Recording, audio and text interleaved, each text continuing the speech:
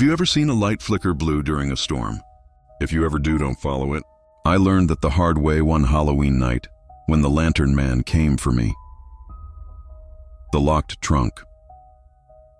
I inherited my grandmother's house last fall, a creaky, 3-story Victorian at the edge of a dying New England town. Everyone in my family seemed relieved that I took it. "She always liked you best," my mother said, half smiling as if to excuse herself from the duty. Truth is, I'd always been fascinated by that place. Even as a child, it felt like time stopped there. The smell of old varnish, the ticking of a clock that no one wound, and the faint scent of lavender that seemed to come from nowhere. The house was left untouched after Grandma's funeral. I spent the first few weeks cleaning, throwing out expired canned goods, sweeping endless layers of dust, trying not to think about the attic door that hung just above the third-floor landing. It had no knob, only a keyhole and a faint draft that smelled like damp paper and cedar. When the lawyer handed me a small brass key tied with a ribbon, I knew immediately what it was for. I told myself I wouldn't open the attic until Halloween. Maybe it was superstition. Maybe I just wanted to feel close to her again. She had loved Halloween. Every year she'd sit by the window with her tea, watching children in costumes pass by, smiling to herself like she was remembering something private. So on October 31st, when the trick-or-treaters' laughter had faded into the cold evening air, I went upstairs with a flashlight, the key, and a little more courage than sense. The steps groaned under my weight. The bulb in the hallway flickered weakly, and for a second, I thought I heard something moving above me. A shuffle, a sigh, but it could have been the wind slipping through the roof beams. The key fit easily. Too easily. When I pushed the door open, a wall of cold air hit me. The attic was huge, the ceiling sloped low, its corners buried in shadow. Cobwebs hung like curtains. Dust motes floated through my flashlight's beam like ash, and there it was, the trunk. It sat in the center of the floor as if someone had placed it there deliberately. It was large enough to hold a body, dark wood bound by iron bands. The lid chained shut with a padlock that had long since rusted over. I hesitated. For a moment I thought about leaving it, closing the door and pretending I hadn't seen it. But curiosity, or maybe something deeper, something inherited, made me kneel. I used a hammer and a screwdriver to snap the brittle lock. The chain slid off with a metallic hiss. When I lifted the lid, the smell hit me first. Old fabric, dust, and something faintly sweet like dried flowers. Inside were dolls, dozens of porcelain dolls, each wearing lace dresses yellowed by time. They were arranged neatly, lying shoulder to shoulder like sleeping children. At first I smiled. Grandma had collected dolls. I remembered seeing some in her bedroom, but these were different. Their faces were uncannily detailed. Tiny wrinkles, faint freckles, real strands of hair threaded into their scalps. The craftsmanship was exquisite, unsettlingly so. I picked one up, a little girl in a blue dress, and my stomach twisted. She looked exactly like a girl in one of the framed photographs downstairs. Same dress, same expression. The only difference was the eyes. These were glass, and they didn't quite face the same direction. I set it down carefully, trying to steady my breathing. Each doll matched someone in the photographs, neighbors, distant relatives, people I vaguely remembered from family gatherings. And then near the bottom, I found her, a doll with my grandmother's face. Her porcelain skin was cracked along the cheek, her glass eyes clouded with dust. Around her neck hung a tiny gold locket, the same one Grandma used to wear. Inside, when I pried it open, was a photograph of me as a child. That's when I heard it. A soft click. The attic door had shut. I froze, listening. The wind had died. The whole house felt suddenly smaller, denser, like it was holding its breath. I tried the door, locked. The handle wouldn't budge, even though there hadn't been one before. I remember saying her name out loud, softly at first, then louder, as if calling her back might undo something. That's when the whispering began. At first it was faint, like wind brushing through leaves. Then clearer. Dozens of overlapping voices, small and uneven, speaking too quickly to understand. The sound came from behind me, from the trunk. My flashlight flickered. I turned. The dolls weren't lying down anymore. They were sitting upright, every one of them facing me, their tiny heads tilted just slightly. I don't know how long I stood there, staring. My body felt detached, like it didn't belong to me. The whispering grew louder, fragments of sentences, laughter, sobs, all in voices I recognized from old recordings and memories. Emily, one of them said. My grandmother's voice, soft and warm, the way she used to say my name when she tucked me in. Something in me broke. I ran to the door, pounding on it until my hand stung. Behind me, the whispers turned to footsteps, tiny, pattering steps moving closer. I didn't turn around. I couldn't, I remember screaming. I remember a cold hand brushing the back of my ankle. Then nothing. When I woke, I was lying at the foot of the attic stairs. Morning light poured through the hallway window. The attic door was open again. The trunk sat where I'd found it, the chain back in place, the lock whole and unbroken. I told myself I'd imagined it all, that I'd fallen, hit my head.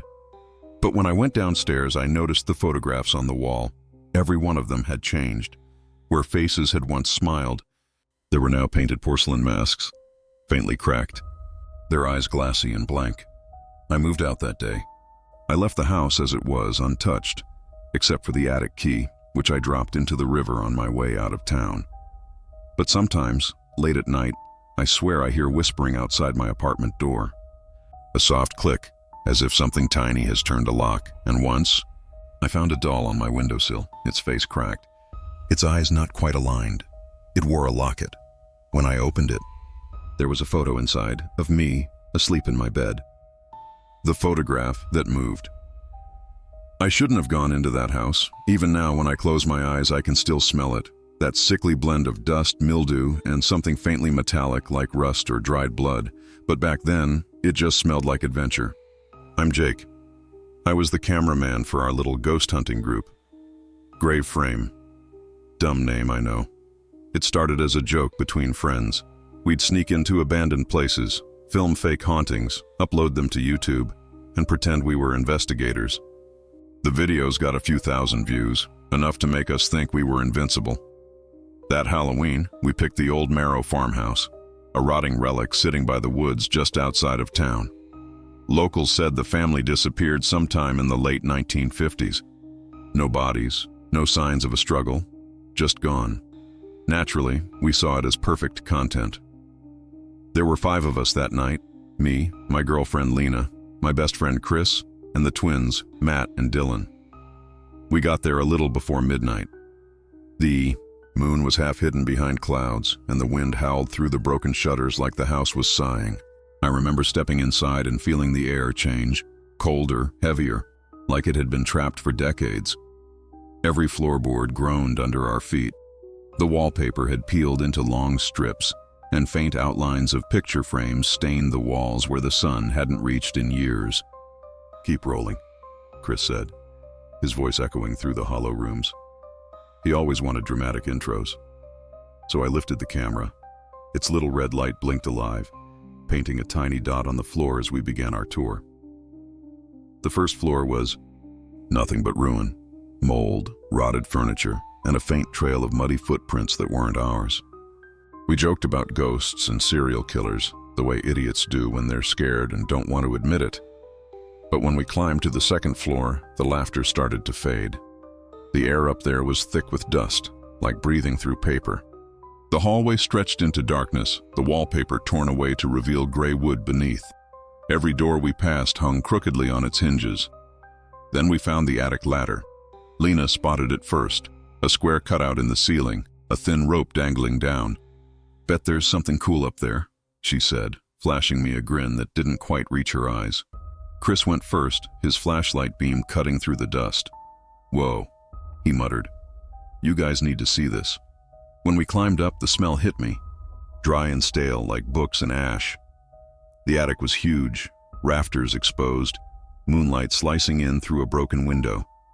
In the center of the floor sat an old wooden table covered in photographs, dozens of them, maybe hundreds. Each one was perfectly centered, taken from the same exact angle, people sitting on a stool in the middle of the room, right where Chris was standing. Men, women, children, all with flat, emotionless faces. Some wore clothes from the 1900s, some from the 40s, some more recent. It was eerie, but also fascinating. I zoomed in through the viewfinder. The photographs were too detailed to be that old. The clarity was wrong. The paper looked aged, but the ink, if that's what it was, hadn't faded. It almost looked wet. Then Lena said quietly, "Hey, why are they all looking this way?" We all turned. Every single subject in those photos was staring directly into the lens. Or rather, into our eyes, into the space where the camera now stood. That's when I noticed it. All the photos were centered on the same spot where I was standing. Chris laughed uneasily. "Maybe it's some art project." "Yeah," I said. "Who keeps it hidden in an attic?" No one answered. We stayed up there another few minutes, filming everything. Chris cracked jokes to lighten the mood. Lena played with one of the old frames. The twins whispered about finding the dark room. But I just kept filming, trying to shake the feeling that something behind the lens was watching back. Eventually, we decided to pack up. Chris took one last panoramic shot with his phone. "Okay, say cheese, ghosts," he said, grinning. We all laughed. And then something clicked. It sounded exactly like a camera shutter, sharp and metallic, echoing from somewhere in the attic. We froze. "Did you just take a picture?" Lena asked. "No," I said. My camera was still recording. The shutter sound hadn't come from me. Dylan shone his flashlight toward the dark corner of the attic. Probably a rat or something, but it wasn't. There was a faint outline in the dust, like someone had been standing there recently. Footprints, bare feet. We didn't wait to find out. We hurried down the ladder, laughing nervously, pretending it was nothing. We left the house before dawn, dumped the footage onto my laptop, and swore we'd never do another real haunted location again. I wish it had ended there. Later that morning, I started reviewing the footage. Everything looked normal at first. The usual shaky shots, bad lighting, dumb commentary.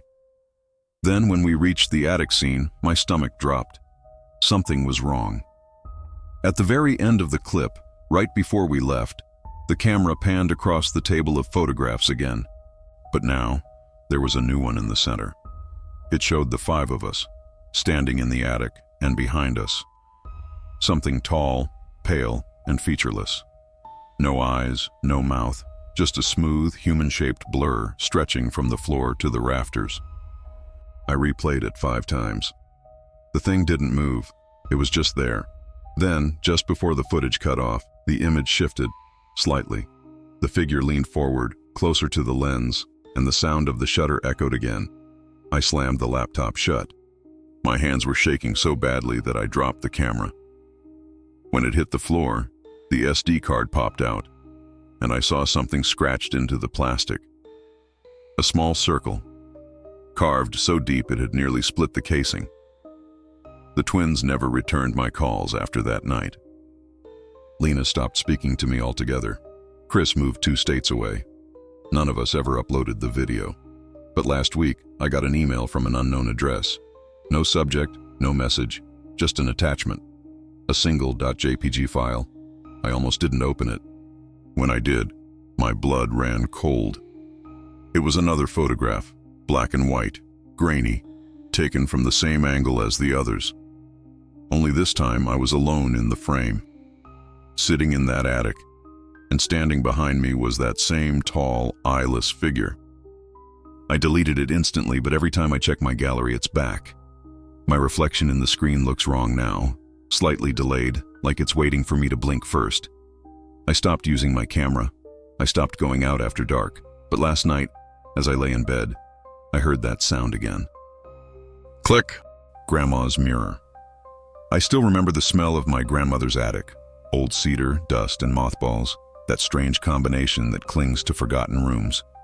It used to make me sneeze when I was a kid, but now, years later, I'd give anything to smell it again. Anything that wasn't this emptiness. My name's Claire, and I had a daughter named Sophie. She was 6 when she disappeared. It happened in my mother's house, the one I grew up in. I never thought of it as haunted, though it had its share of oddities. Doors that stuck no matter how you sanded them, floorboards that creaked in patterns like footsteps, and that attic always too cold even in summer. Mom used to keep it locked, but Sophie was curious like all kids are. It was Halloween, Sophie was in her princess costume, plastic tiara slightly crooked, cheeks smeared with chocolate. Mom was too tired to hand out candy that year, so we stayed inside, watching movies while the wind howled outside. But Sophie couldn't sit still. "Can I go play upstairs?" she asked. Mom's face went tight. "Not in the attic," she said automatically. That caught Sophie's attention, of course. "Why not?" "It's not for little girls," Mom replied, eyes fixed on the TV.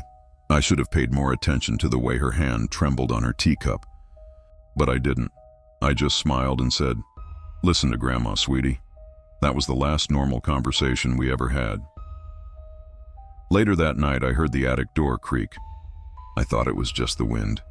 When I finally went to check, the door was slightly open, the string to the pull-down ladder swaying in the draft. I called Sophie's name, expecting her to jump out and scare me. She loved doing that, but there was no answer, just the soft groan of old wood and a faint tapping sound above me. I climbed the ladder. The air was cold enough to sting my lungs. The beam from my flashlight cut through the darkness, illuminating stacks of boxes and old furniture draped in white sheets like ghosts at a costume party. And then I saw it. A large, ornate mirror leaned against the far wall, half covered by a yellowed bedsheet. The edges were carved with twisting vines and faces so detailed they almost looked alive. It wasn't just a mirror, it was beautiful, ancient, unsettling. The bedsheet had been pulled halfway down, and in the silver glass I saw a small smudge of pink fabric. "Sophie's dress, sweetheart," I whispered, stepping closer. My breath fogged the glass, though the rest of the room felt dry and still. Then I saw her reflection. She was standing right behind me, smiling. But when I turned around, the attic was empty. Every instinct screamed at me to run, but I forced myself to look again. Her reflection was still there, faint but clear. She waved at me, and then she mouthed something. "Come play." My scream must have brought Mom running. She found me on the attic floor, the flashlight rolling away, the mirror still standing there with its ghostly sheen. I told her what I saw, but she just went pale and said, "You shouldn't have uncovered it." "What are you talking about?" I demanded. "Where did you even get that thing?" She didn't answer, not really. Just whispered, "It's a bad mirror, Claire. I should have gotten rid of it years ago." We searched the attic for hours, every inch of it, every crawl space. But Sophie was gone. No footprints, no broken boards, nothing but the faint scent of her shampoo near the mirror. The police came, searched the property, the woods, the roads. They treated it like an abduction, but there were no signs anyone had entered or left. I told them about the mirror, about Sophie's reflection, but they looked at me the way you'd look at a crazy person.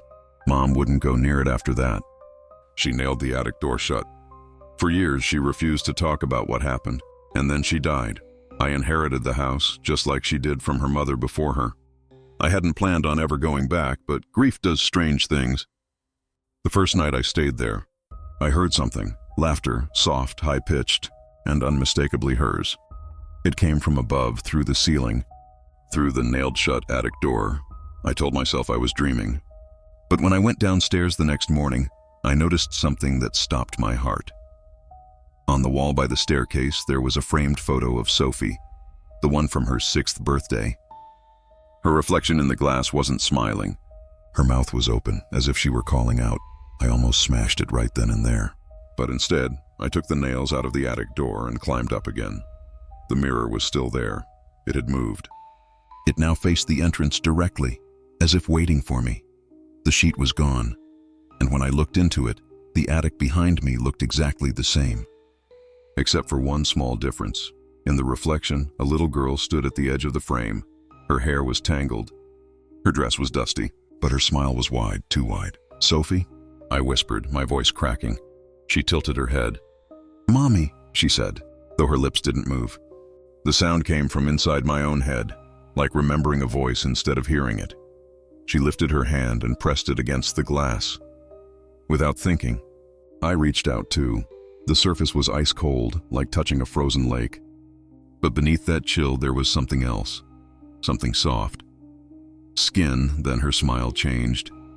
It wasn't a child's smile anymore, it was knowing, cruel. The glass rippled like water.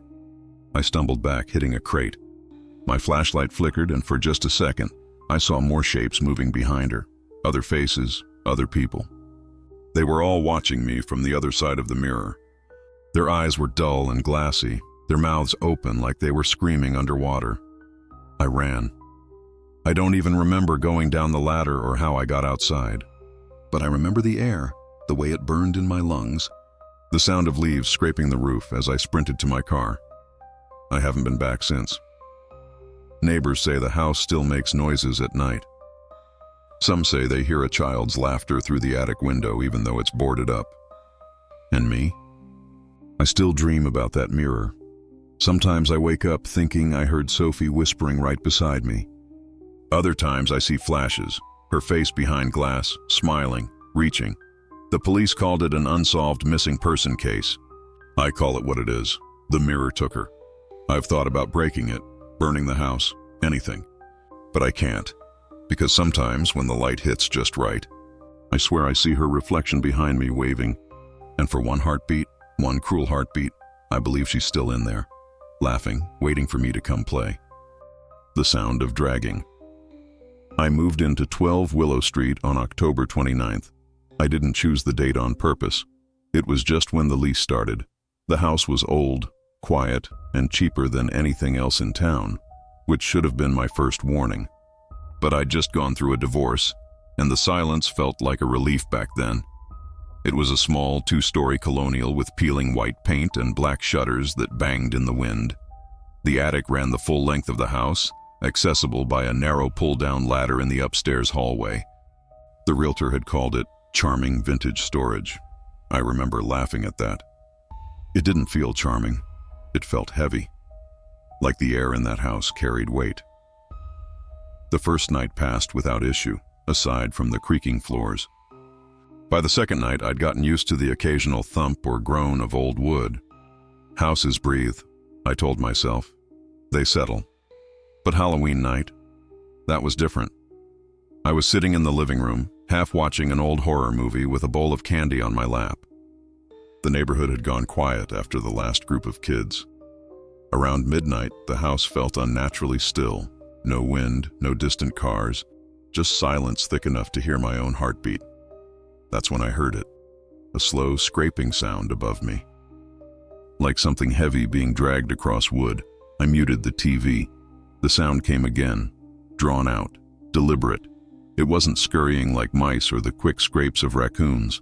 It was slow, heavy. I stood and stared at the ceiling.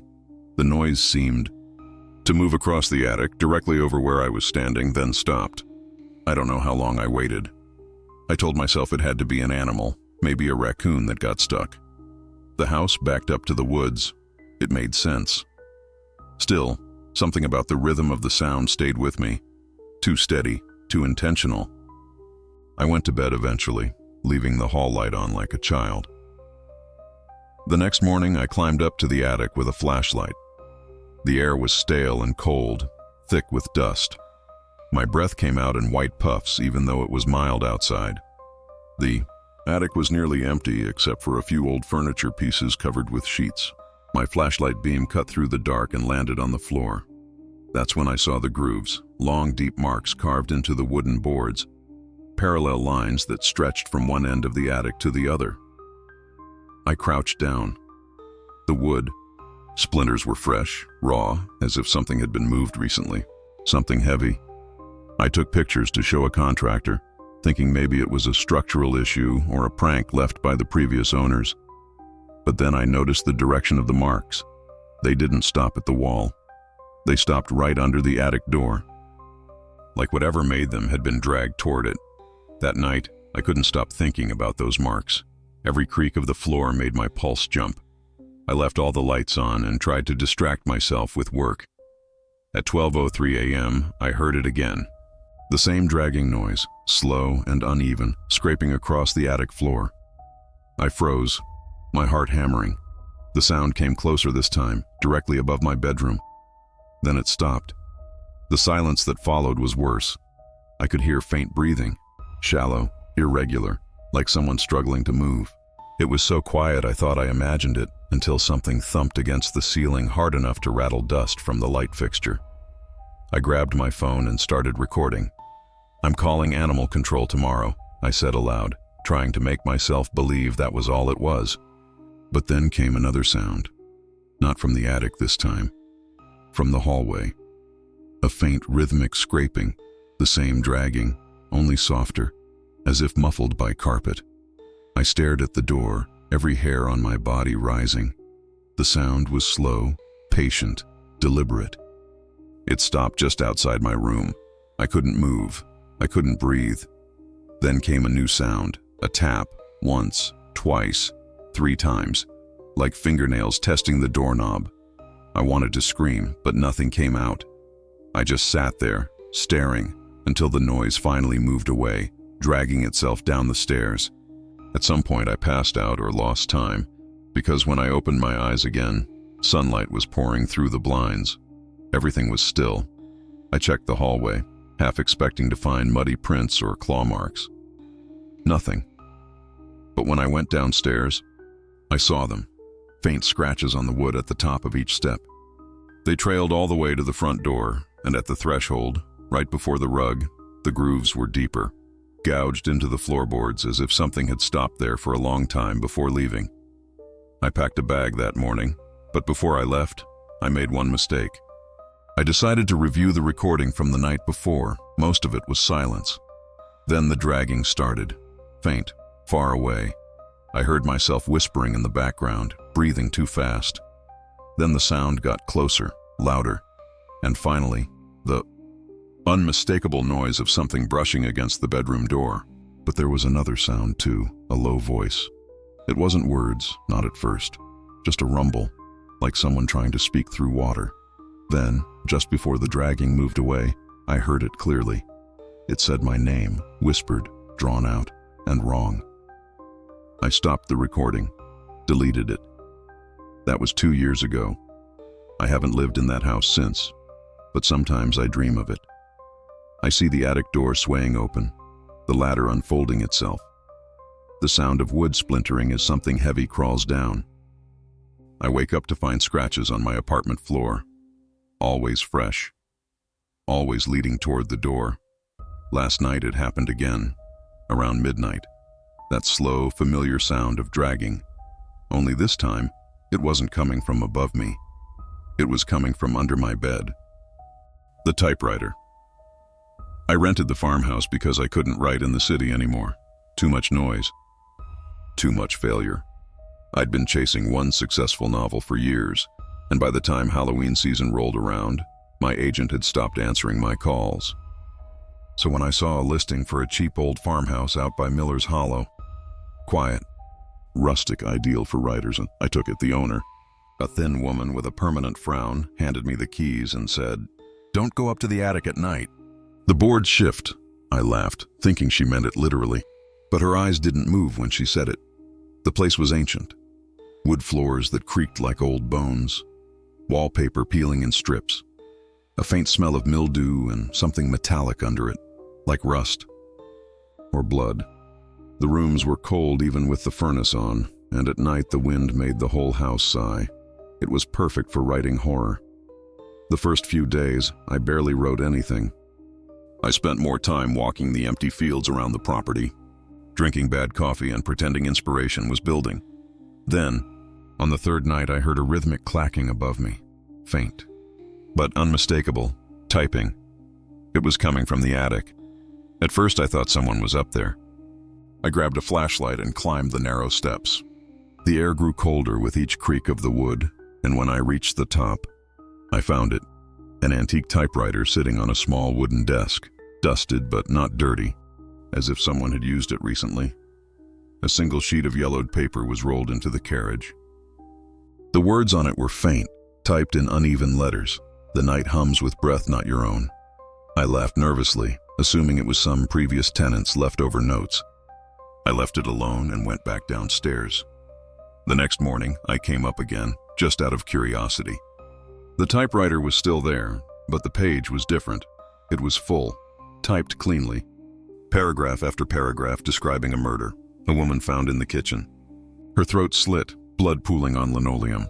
The description was vivid, written in a style eerily similar to mine. At the bottom of the page was a new line. "He will write what he sees. I didn't remember writing it. I couldn't have. I didn't even own a ribbon for that machine. I took the page downstairs and left it on my desk. I told myself maybe the wind had caught it, or the ink was already there and I hadn't noticed. Logical explanations. That's what kept me sane that day. But that night, I couldn't sleep. Every time I closed my eyes, I heard the faint clack, clack, clack of keys echoing from above. It went on for hours, stopping only when the first light touched the windows. When I checked the attic again the next morning, 3 new pages were waiting. Each one was about me, the writer who came to finish a horror novel. The man sitting alone in a farmhouse at the edge of town. The words described the exact coffee mug on my desk, the torn flannel shirt I was wearing, the frost on the windows that morning, and at the end of the last page, he's beginning to hear it too. I stood there in that stale air, my pulse hammering, and realized the truth that I didn't want to admit. It wasn't me writing. The story was writing itself. I tried to ignore it. I threw a blanket over the typewriter, locked the attic door, and told myself I'd focus on my own work. But that night, I woke at 2:13 a.m. to a sound like metal teeth grinding against themselves. The typewriter was typing again. I stayed in bed, clutching the sheets, telling myself it wasn't real. The sound stopped after a while. I don't know when I fell asleep. When I went up the next morning, the blanket was on the floor. The paper was full again. This time it described me walking up the attic stairs, flashlight shaking in my hand, reading the words as they appeared. I looked down and saw the same sentence halfway finished on the page in front of me. I backed away. I left the attic door open and didn't come back that day. That evening, I called the owner. She answered on the second ring. "You've been up there," she said flatly. I froze. "How did you? I told you not to. It doesn't stop once it starts. It needs someone to read it." "What are you talking about?" I asked, trying not to sound terrified. She sighed, the sound brittle and tired. "Just leave the house. Tonight, before it finishes." The line went dead. I packed what I could, but something in me, that stupid, desperate writer part, needed to know how it ended. I climbed the stairs one last time. The attic door was open. The typewriter sat waiting, a fresh sheet already in the carriage. I shouldn't have looked, but I did. The story continued from where it left off, describing me standing there, reading the page, describing the sweat rolling down my neck, the shaking of my hand, the sound of wind pressing against the windows, and then it wrote something new. He looks up and realizes he's not alone. I stopped breathing. My eyes darted up instinctively, the worst mistake of my life. There was movement in the corner of the room. Something standing just behind the beam of my flashlight, tall, thin, its outline shimmered like heat distortion. I could see the faint shape of a face, but the eyes, they weren't eyes. Just black hollows that drank the light. The air grew thick. My lungs wouldn't work. The typewriter started clacking again on its own, keys slamming so fast the sound blurred into a mechanical scream. Paper after paper spilled to the floor, filled with words I didn't write. I ran. I don't remember going down the stairs. I don't remember getting into my car. I just remember the road. The headlights cutting through fog and my heart punching my ribs so hard it hurt. I never went back for my things. The police said the place was empty when they checked. No typewriter, no papers, just deep scratches in the attic floor, like something had been dragged in circles. Sometimes, though, when I sit down to write, my fingers move before I think. Words I don't remember forming appear on the screen. They start the same way every time. He thought he'd escaped the house on Willow Road. And just now, as I typed that sentence, I heard something behind me, a faint, deliberate clack, clack, clack, like metal keys against paper. Only this time, it isn't coming from upstairs. It's coming from right behind my chair. The children in the rafters. I've worked in renovation for 20 years, and I've seen my share of strange things inside old houses. Forgotten letters, a few nests of rats, even a coffin once.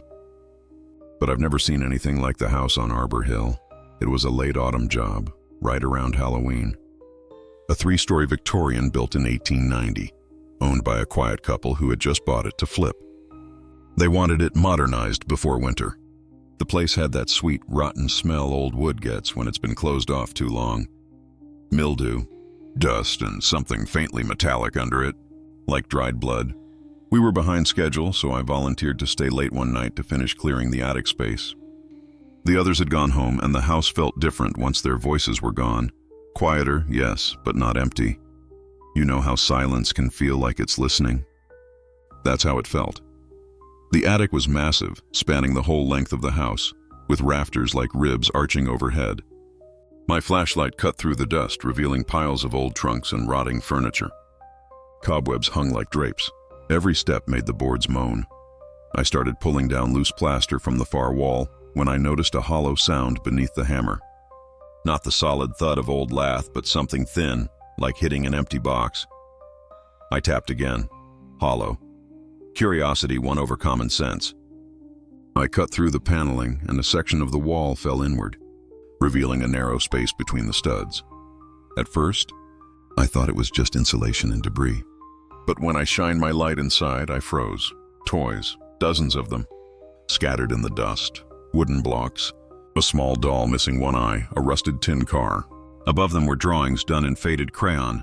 Stick figures, families, little houses with pointed roofs, and handprints. Tiny, perfect handprints smeared along the wood. It looked like a child's secret hiding spot, maybe used decades ago when kids were smaller and braver. But something about those prints felt wrong. There were too many of them. Overlapping, layered, pressed into the wood like whoever made them hadn't wanted to leave. I backed out, trying to laugh it off. Just history trapped in a wall, that's all. But then I heard it. A giggle, high-pitched, soft, the kind of laugh you'd hear from a child playing behind a curtain. I spun around, flashlight darting across the room. Nothing, just dust swirling in the beam. I told myself it was the wind, or maybe an echo from outside, but my hands were shaking. I decided to finish fast. I left the wall open and kept working, though I couldn't shake the feeling of eyes on me. Every few minutes I'd swear I heard movement, a soft scuffle like bare feet shifting in the dust.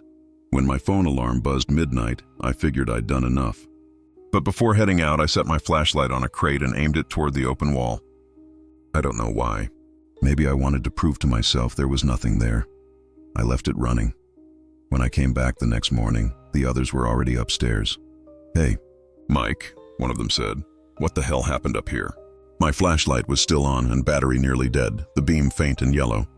It was pointed at the wall I'd opened the night before, only now the wallpaper looked wrong. It was stretched outward, bulging between the beams, like something had pressed against it from the other side. And in the dim light, you could see faces, small ones, dozens of them. Their features distorted beneath the paper. Noses, open mouths, hollow eyes, smiling, someone screamed. I think it was me. We tore the wallpaper down, but when we did, the wall behind was flat, untouched. No faces, no hollow space, just solid, cold wood. Everyone wanted to leave, but I couldn't. I had to understand. I waited until they left for lunch and went back up alone. The attic was still, the air heavier somehow. My flashlight sat dead on the crate, so I used my phone's light. I approached the same wall, running my hand along the wood. It was cold to the touch, unnaturally cold. And then I saw something. Faint marks, just beneath the surface.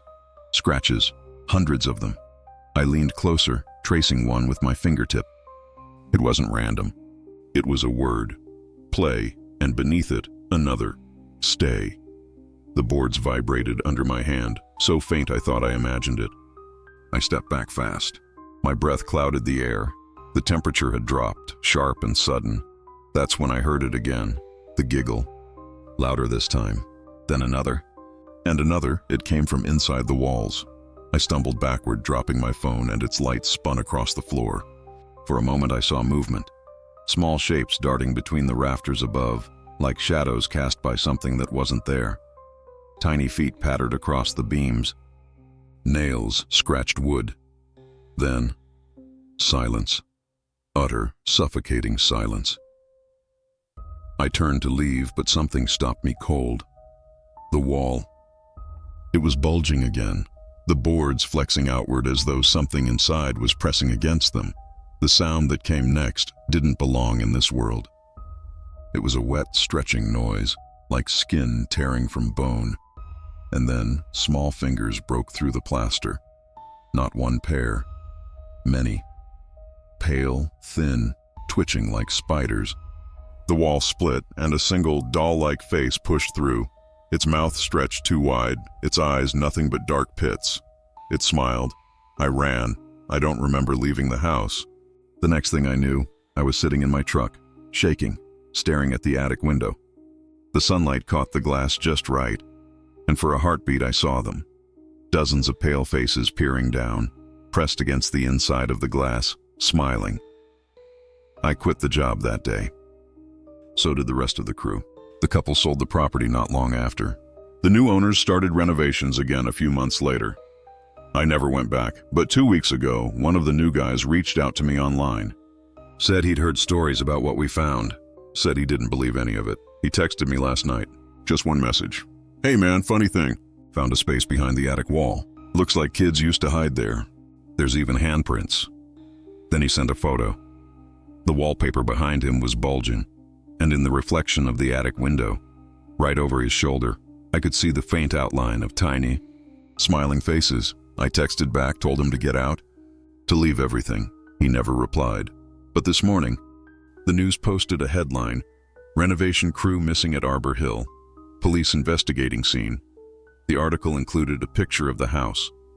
In the top window, faint but clear, were the faces again, still smiling, still waiting. The Lantern Man. I grew up in the kind of small town where the nights were darker than they should have been. No streetlights past Main Street, just long stretches of road swallowed by trees. My mother used to say that darkness held old things. I never really understood what she meant. Not until that Halloween storm. It was 2009. I was 12. That night, the wind howled like something alive. The rain came down sideways, rattling against the window so hard it sounded like gravel. Mom was downstairs lighting candles while I sat in my room pretending not to be scared. Power outages were common in our town, but that storm felt different. The air was charged, electric, tense, as if the whole world was holding its breath. Then the lights went out completely. The house fell into silence except for the rain. I called out for Mom and she shouted back that she was checking the fuse box. Her voice echoed strangely through the dark, distorted by the storm. That's when I remembered the lantern. It was old, something my grandfather had used during hunting trips back in the 1940s. I'd seen it in the attic weeks earlier, buried beneath blankets and photo albums. I thought it would be cool to light it, to make the night feel like an adventure. The attic was colder than the rest of the house. My breath fogged the air as I climbed the stairs, the wooden steps groaning under my feet. The wind pressed against the roof hard enough to make it creak. I found the lantern in the far corner, brass, heavy with soot-stained glass. Inside, the wick was dry but intact. There was still half a can of old lamp oil beside it. I poured some in, struck a match, and held it to the wick. The flame sputtered once, then flared to life. It wasn't the color I expected, not orange or yellow, but blue. A cold, shimmering blue that threw strange shadows across the attic walls. At first I thought it looked cool. The shadows stretched long and sharp, bending over the beams and stacked boxes. But then I noticed something strange. There were more shadows than there should have been. Mine stood in front of me, clear enough, but on either side of it, other shapes moved. Subtle, shifting, as if something unseen was standing just beyond the reach of the light. I turned in a slow circle, the lantern held high. The shapes didn't match the things around me. They were too tall, too thin, and one of them seemed to bend as though it were watching me. I swallowed hard, telling myself it was just my imagination. Then one of the shadows moved back, not away from the light, but against it. Like it was pushing through the glow, struggling to form. The lantern flickered violently, the blue flame stretching upward as if pulled by invisible fingers. For a second, the light dimmed, and when it brightened again, something stood in the far corner of the attic. It was tall, so tall its head brushed the rafters. Its body was thin, almost skeletal, draped in something dark that fluttered even though there was no wind. But where its face should have been, there was light, a bright, cold, blinding light pouring out of its head, pulsing like a lantern itself. I couldn't move. Couldn't even breathe. The only sound was the low hum of the flame and the rain hammering the roof above. Then it took a step forward. The boards creaked under its weight. I stumbled back, the lantern shaking in my hand. The flame bent toward the figure like it was being pulled by gravity. The shadows on the walls began to stretch, growing longer, reaching for me. I screamed for my mother, but my voice sounded small, swallowed by the storm outside. The figure raised one long, thin hand and pointed toward the floor. The light coming from its head flared brighter, washing everything in that same cold blue glow, and then the attic door slammed shut behind me. The sound was deafening. The figure stopped moving. The light dimmed slightly, flickering like it was breathing. And then, from somewhere within the blue haze, I heard it, a whisper. It didn't come from its mouth. It came from inside my head. "Stay," it said.